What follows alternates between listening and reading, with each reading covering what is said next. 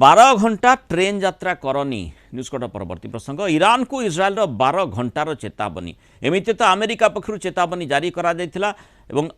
इज्राएल पक्षर एभली चेतावनी दि जाए इज्राएल सामरिक बाहिनी सीधासलख भाव ईरान नागरिक मानक ट्रेन किंबा रेलपथ को व्यवहार न करने को